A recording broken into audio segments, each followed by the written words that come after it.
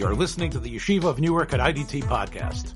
I'm your host and curator, Rabbi Avraham Kivlevitz, and I hope you enjoy this episode.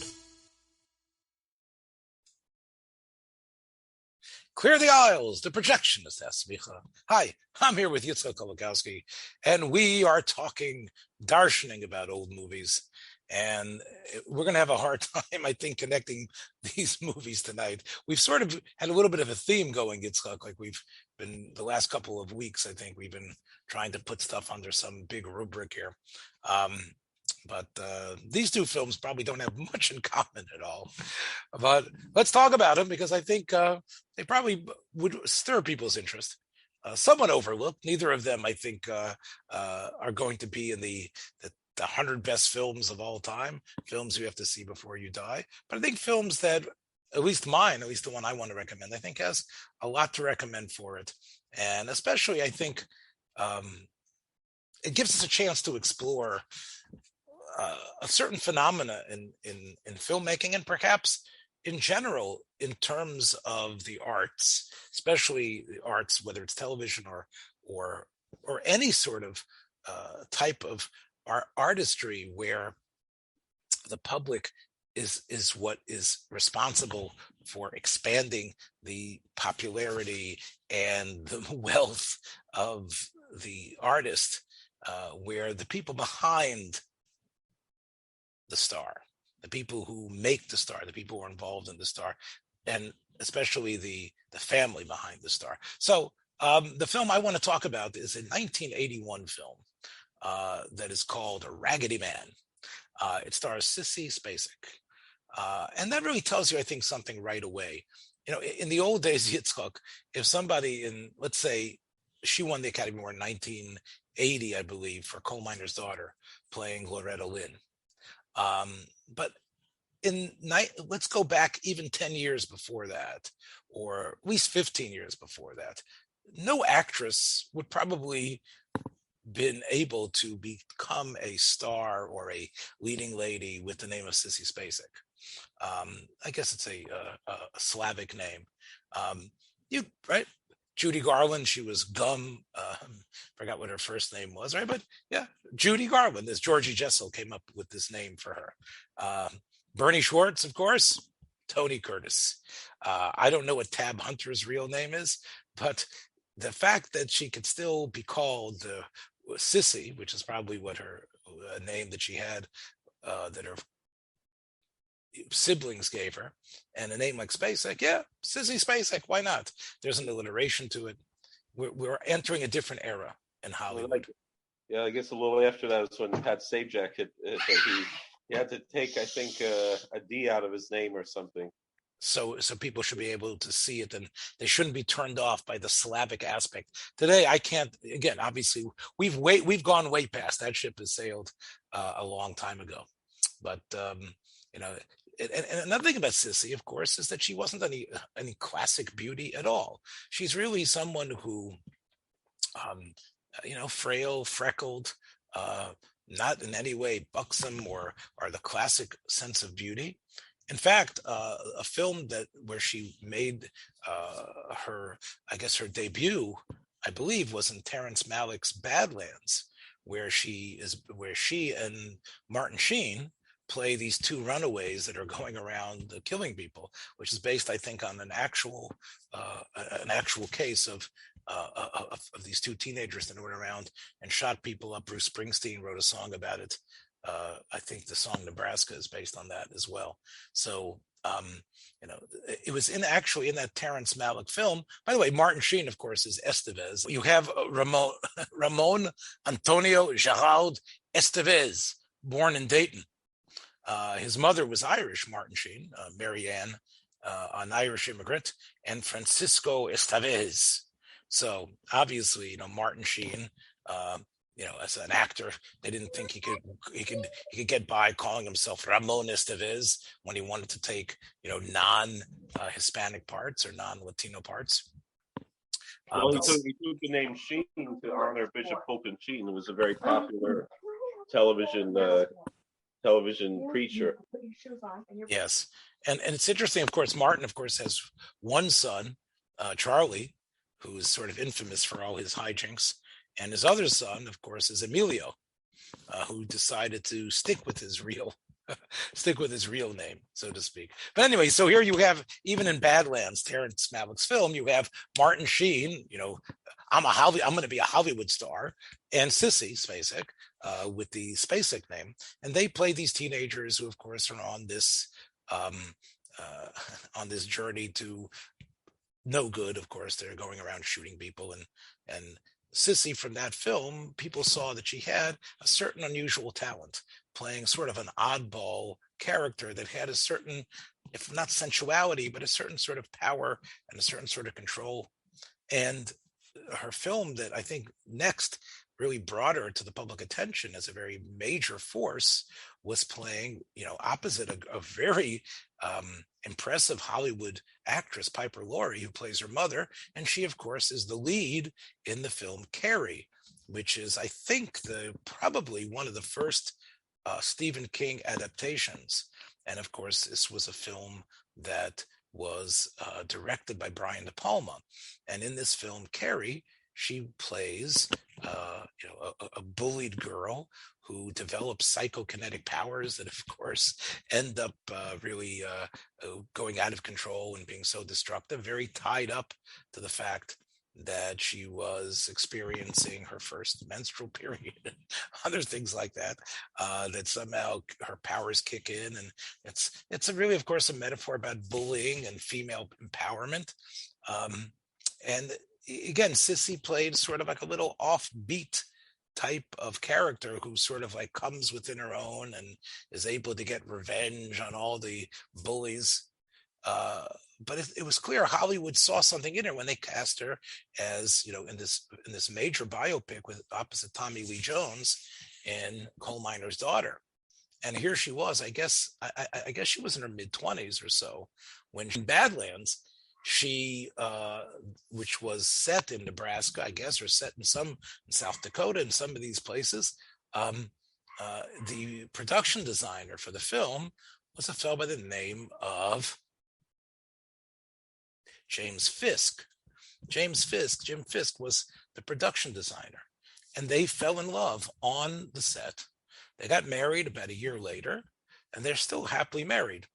Fisk had been a production designer for many, many important films, and he might have been nominated for an Oscar in that category. I'm not 100% sure. I think he was. But after they got married, and after the success of Coal Miner's Daughter, Fisk wanted to promote his wife in a film that really highlighted her in the best possible way. And that's the film Raggedy Man. And she plays a divorced woman living in Texas, rural Texas, in a city called Gregory, Texas, in the year 1944. And although this film was made it was made 40 years after the time it's supposed to be happening, it does an incredible job. I think as good as Bogdanovich did in Paper Moon, which we praised, this film does as solid of a job, maybe even better, because it's filmed in luscious color of recreating that period down to, again, obviously the cars is an easy thing. The buses, the general stores, the types of advertisements, the radio and the songs that were playing there. And especially it zeroes in on the unusual way the war of World War II was affecting people in these rural places. Sissy plays a character by the name of as Nita.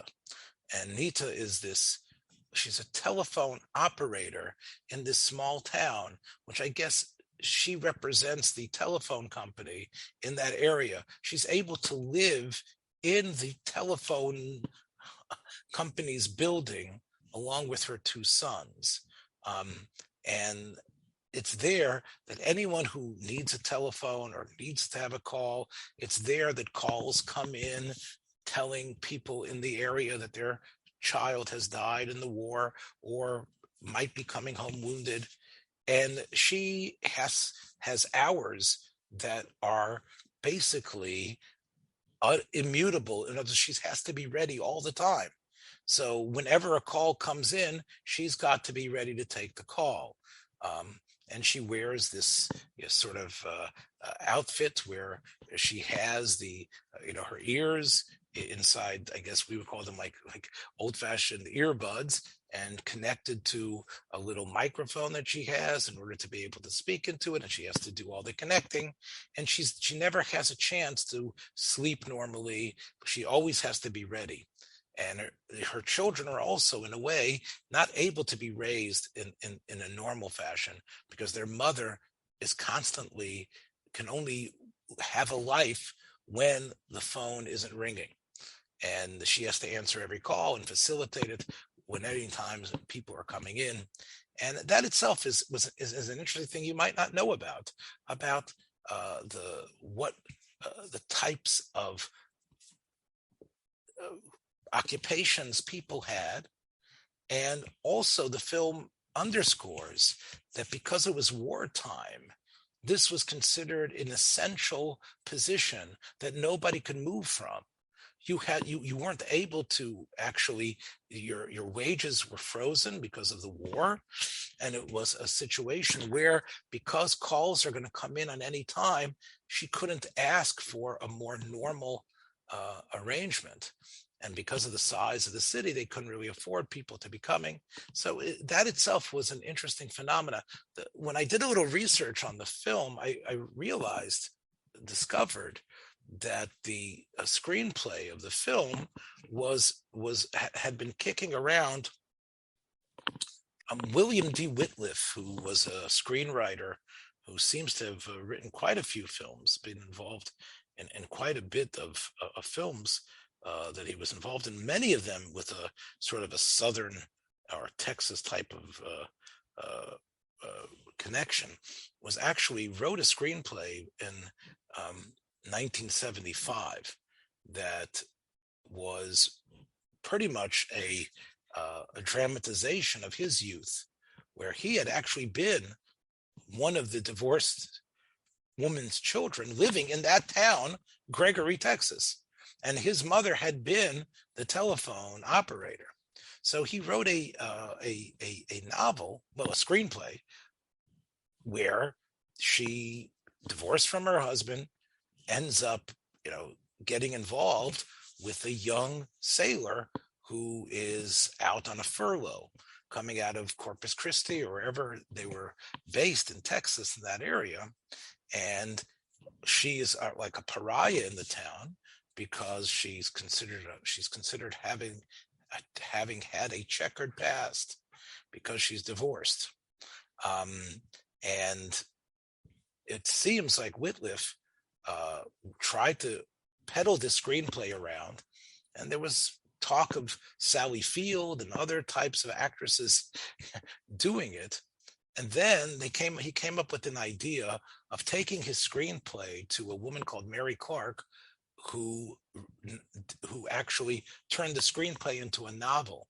It wasn't much of a novel, only 179 pages, but it was able to gain quite a little bit of following, especially as sort of a young adult novel, because in a way it's a little bit of the story of a coming of age of the children and how they're observing what's going on with their mother, and how they if they ever process their father's, the divorce that happened to the mother. In fact, they didn't know what was going on with the father.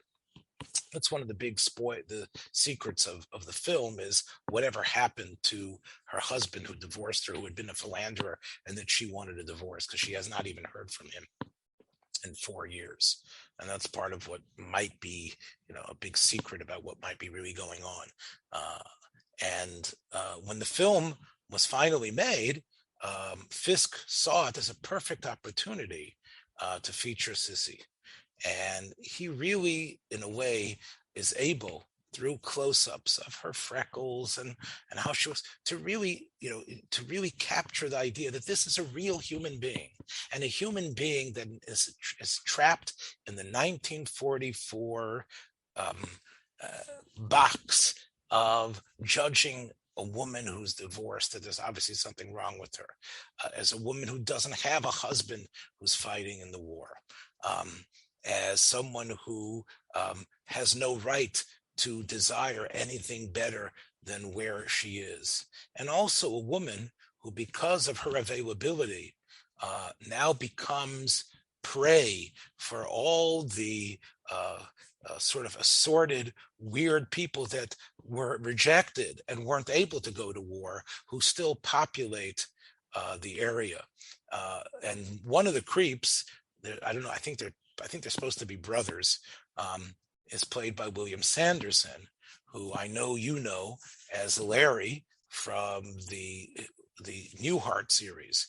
And of course he has his two brothers, Daryl and Daryl, and he's Sanderson played he always has sort of like a niche role, playing a sort of a strange, menacing, or somewhat disabled type of person.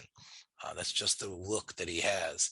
And in this film, he is a very menacing person indeed, because he and his brother, who are quite similar, have their sights on this divorcee, and they want to be able to do, to somehow insinuate themselves towards her and to do much more than date her. Now, she plays the role very smartly.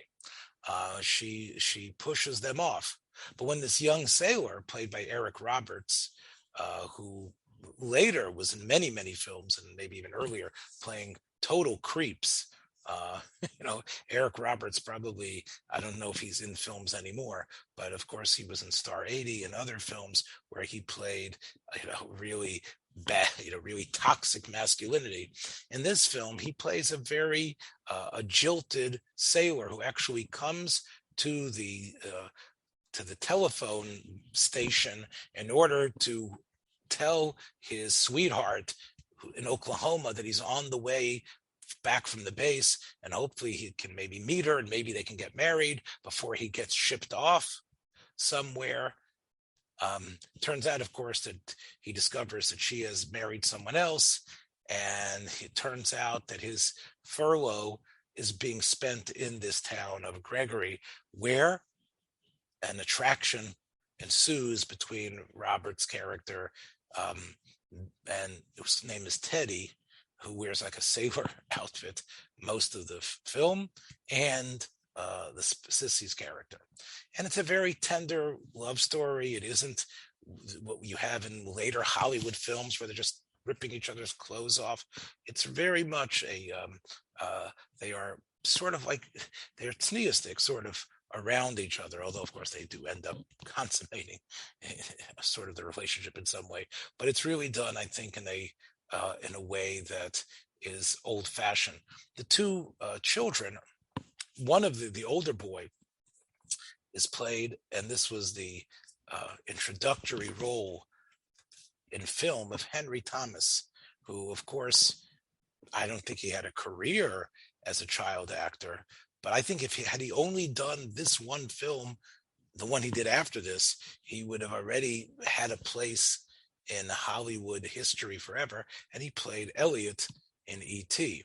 I don't think he ever, he's been in other films, and he was, of course, Legends of the Fall and many other films playing a more adult role. And I think he's been in a number of television films as an adult.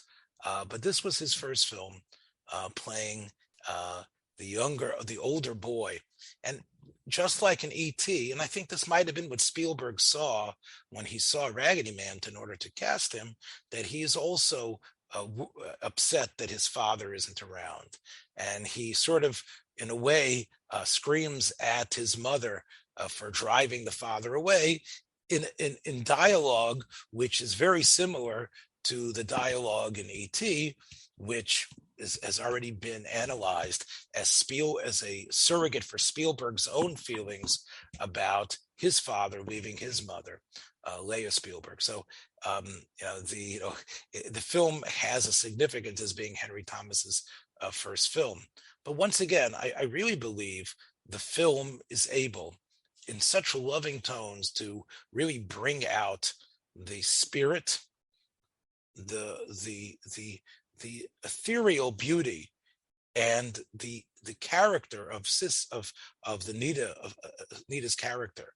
She is really able to show strength and understanding, and when she's threatened, you can see real fear, you can see real emotion. And I think Roger Ebert, when the film came out, talked about the gift that Sissy Spacek is, that she is such a gifted actress. I don't think she ever really, although she won the Oscar, she never has been afforded the type of accolades that have been reserved, for Meryl Streep and others.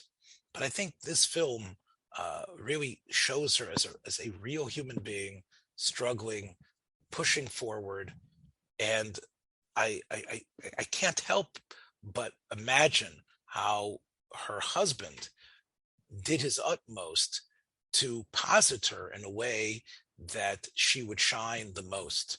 He made another film featuring her, but I don't know if the film was as successful. And I think it's really great when I think about how long their relationship has lasted. I mean, they got married in 1975. They've been married for over 45 years, seemingly a happy marriage. I don't think we hear about anything.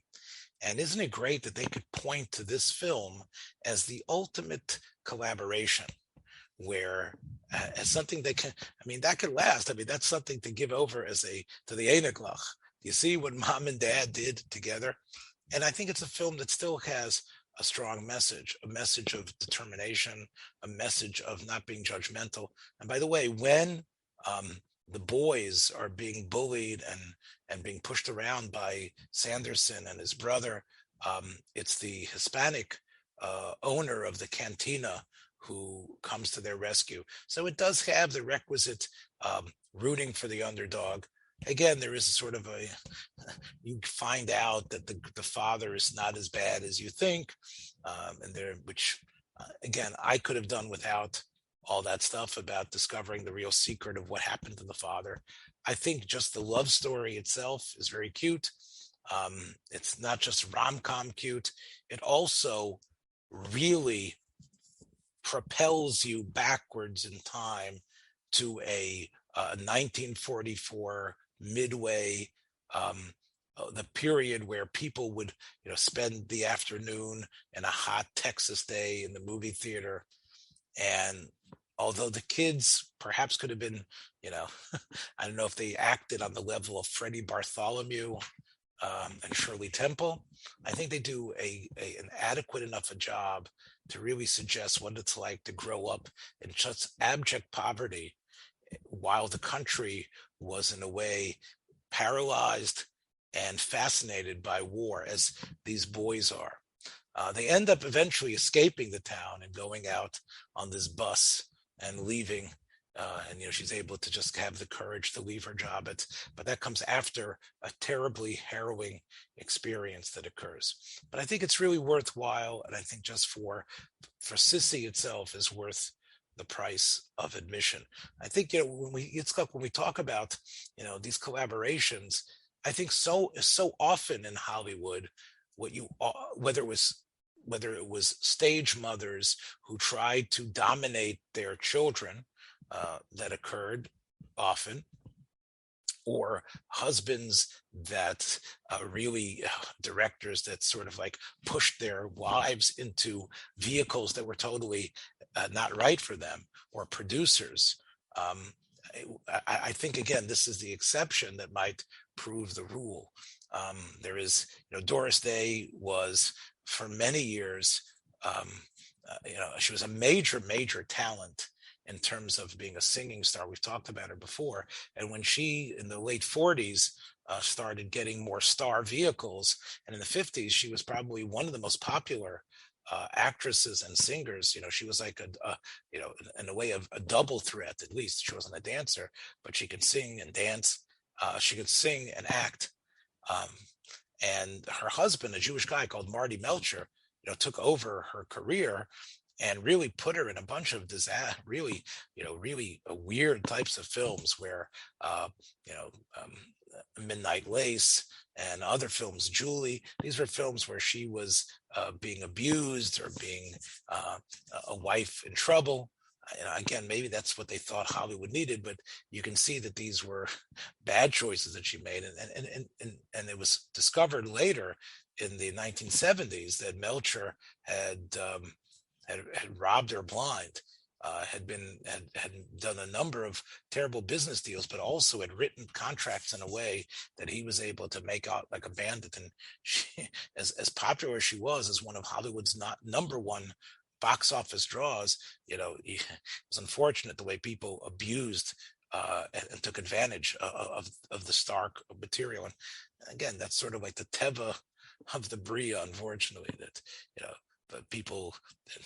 It's a melodramatic trope, but unfortunately, it's based on the truth.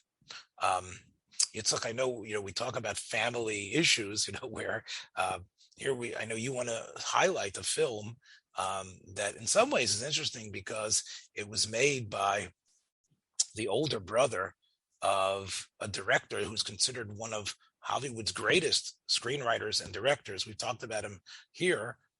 Either on when we used to do our movie picks after To Stir or since The Projectionist. And that, of course, is the great, really European emigre, W. Lee Wilder. So he's Billy's older brother. Billy and he did not get along, as far as I understand.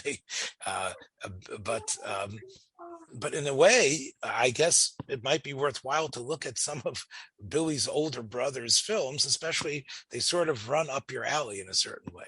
And this movie was a collaboration of a father and a son, because W. Lee Wilder was the director and his son Miles was the screenwriter, one of the screenwriters. I don't know why they needed two screenwriters for a movie that's just a little over an hour. It's an hour and 10 minutes long. And the only reason I'm picking it is because I'm here. I'm out in Lancaster County, Pennsylvania, for work.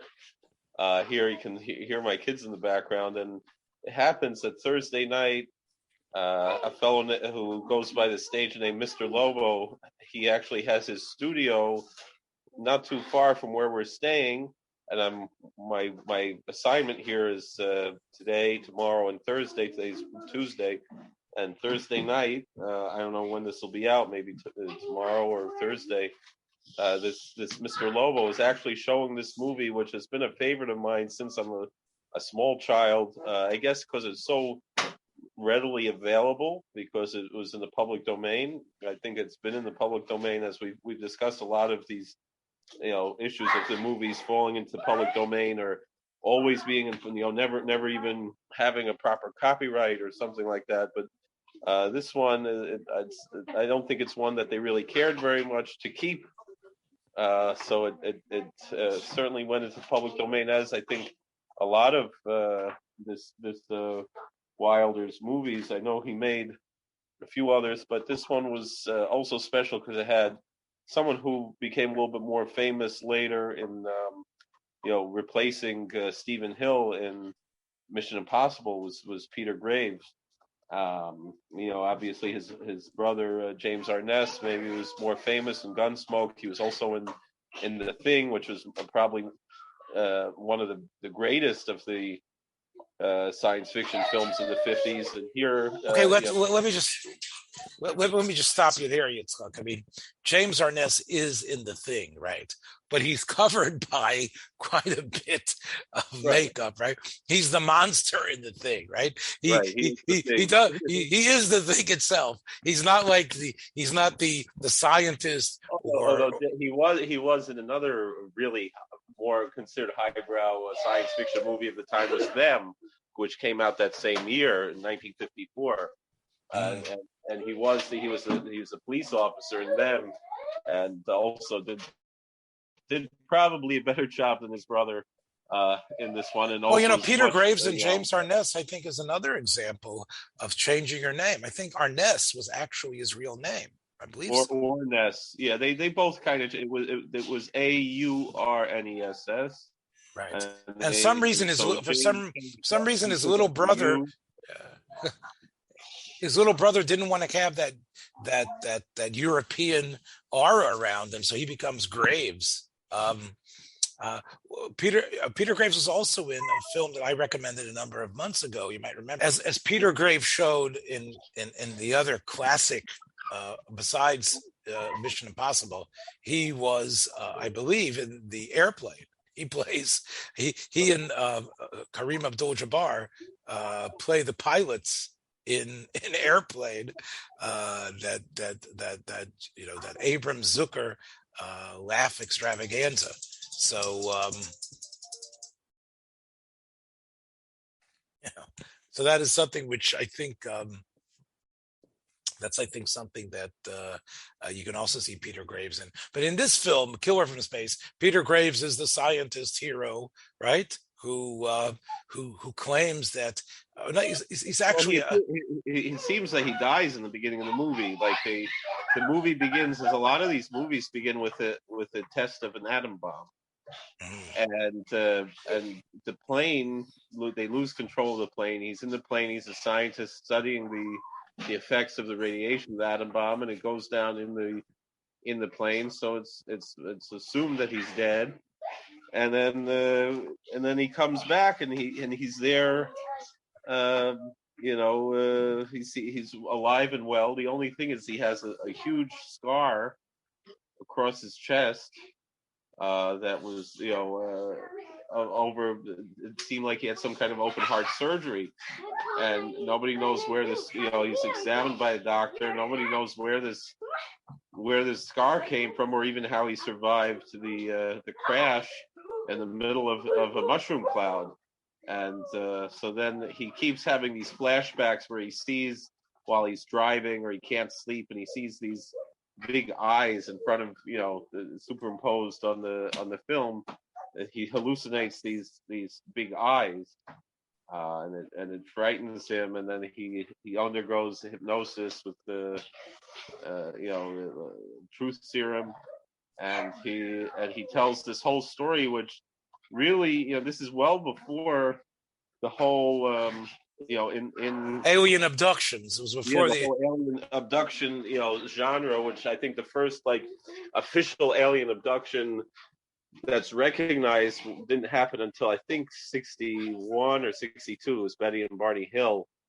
It was sometime in the 1960s. So this was a decade before that, and yet it has a lot of those tropes, especially aliens with big eyes, even though they're a little different than the gray aliens that they're presented. I always thought they were ping pong balls. I actually read that the makeup artist cut off the bottom of egg cartons, plastic egg cartons, to make the effects of the large eyes. And the thing that I always enjoyed as a kid was that when they threw Peter Graves into... I remember somebody said about this film that they all look like Marty Feldman. Basically, the aliens are basically it's basically a planet of Marty Feldmans who are their eyes go everywhere. Yeah, and also the way they make the alien language is just by playing the dialogue backwards. And so that's how they make the alien language. But then they throw Peter Graves into this cage. All of this is filmed in Bronson Cave, which they've filmed dozens and dozens of movies. Probably for over 100 years, they've been using that site. In fact, there's a fellow, James Rolfe, who has a YouTube channel. He just made a YouTube video about the past few weeks about all the different films that were filmed in Bronson Cave. Yitzhak, that this is one of the movies that people say it's so bad it's good, right? Yeah. This is one of these movies that people say is again. Let's talk about the director, because our segue to this was Wilder. I think probably the most inventive thing he does in the film is the credit scene, right, where you actually have it starts with the mushroom cloud, and the credits rise out of the mushroom cloud. Right. So I don't know if that was the title is kind of a non sequitur, because you don't actually see these aliens kill anybody. Mm. Well, Yeah. I guess you have to go again. Everything is from Planning. everything is from space, and it seems like Wilder like made a number of these schlocky films, and I guess it was they probably didn't cost that much to make, and it sounds like I guess he probably told his brother, big brother Billy, okay, you can make all these message films like Ace in the Hole and The Apartment and The Fortune Cookie and all these films that you're trying to make a message. I'm going to grind out these either these pot boilers or these science fiction stuff, and I'll make off like a bandit. Yeah, And they don't cost that much. So when the part that I always enjoyed as a kid was they threw him into the cage and there were these giant bugs and lizards and there's tegu lizards and collared lizards and cockroaches and the grasshoppers all close up to look like they were giant monsters, and that was always fun to see. So, well, he made a movie the year before with was called Phantom from Space. So it's an invisible alien, yeah. Yes, and that James C.A. was in that film, and he's also in this film too. So, I guess when we talk about, if you say a father and son screenwriter, brothers, it makes sense that we should sort of, look for, if one person in the family gets into it, the others should as well. I don't know if it always ends up as a great recipe for success. Again, we can go as far as the Gershwin brothers, right? I mean, you have lyrics and music from Ira, and his Ira and George Gershwin, right? George writing the music, Ira writing the lyrics, the son, the screenplay. I know you mentioned before we started recording, you thought there might have been some other pretty decent directors and girlfriends' wives films. You mentioned the two Chaplin classics. One of them, I think he probably, I don't know if he was if they were dating yet, but I think Charlie always, as we talked about in an episode a little while ago, Charlie was always, all over, his leads, and some of them, of course, were underage. But Paulette Goddard was, as you mentioned, were in two of Chaplin's films, right? Right, and she's generally considered to be his third wife, even though there's no record that they ever were actually married. And he definitely highlighted her wonderfully in Modern Times, and then of course again in The Great Dictator, where I think she was. As you said, I think her dad was Jewish, and she plays, of course, a Jewish character. Yeah, I think she grew up in Great Neck, actually. Yeah, again, she obviously had a connection to Jews. She actually very similar. Paulette Goddard actually is. If you ever seen my daughter, who lives in Frederick, Maryland, there's a pretty strong similarity in facial look between Paulette Goddard and my daughter. So I always have an affinity for her. Again, she never really became this great Hollywood starlet, but Chaplin, tried to do what he could for her in terms of, I guess, highlighting her in the best possible way. But it's something that you really expect. Of course, Vincent Minnelli and Judy Garland, whether all those choices were the best choices or not, I'm not sure. But whether it was Meet Me in St. Louis, The Harvey Girls, other films where Minnelli took lead, it was important for him to feature Judy Garland the best possible way. By the time A Star Is Born, Minnelli had divorced Judy Garland, or they were divorced from each other, and that was actually Sid Luft that was involved with being sort of the producer of what many people think is Garland's greatest film, A Star Is Born. Talk about major talented people. There's a sense of entitlement that they have, and I don't know. On one hand, you might have the unscrupulous, producer who tries to or parent who tries to a la Britney Spears's dad or whatever. But I think many times the actor themselves is sometimes so unbridled and such a force. It's very hard to actually to have this type of commonality, this type of continuity, this type of working together. Obviously celebrity goes to your head, but also there's a certain, I don't know if you would call it an imbalance, but there's a certain sort of madness that really goes along sometimes with being a great actor. Again, you have to be able to mimic and create yourself as somebody else. It's not that easy to just slip back into normalcy. It doesn't work so easily. I know that Natalie Wood, also struggled with this often. She, of course, was married twice, I think, to Robert Wagner. And the idea of just, well, I'm a normal person too. But for many people, that gift and their talent, and especially the allure of celebrity and what it's supposed to be, you start believing your own press. You think of yourself greater than you are. I think that might be the reason so many of these collaborations, we hear about, they met on the set and they got married and they worked together. A lot of times, these things unravel.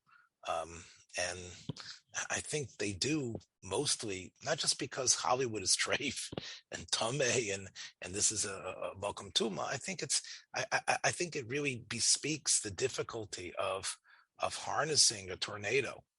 I mean, when you look, it's like we do podcasts, but we know the difference between being able to be glib and being a decent conversationalist and being able to bring someone to tears by reading lines. You know what I'm saying? There's something about that gift that maybe only works when you're somewhat a little bit off. It doesn't really work. Maybe you don't have it if it's, if you could, part of it is sort of being a little bit beyond and not a person that can just deal normally with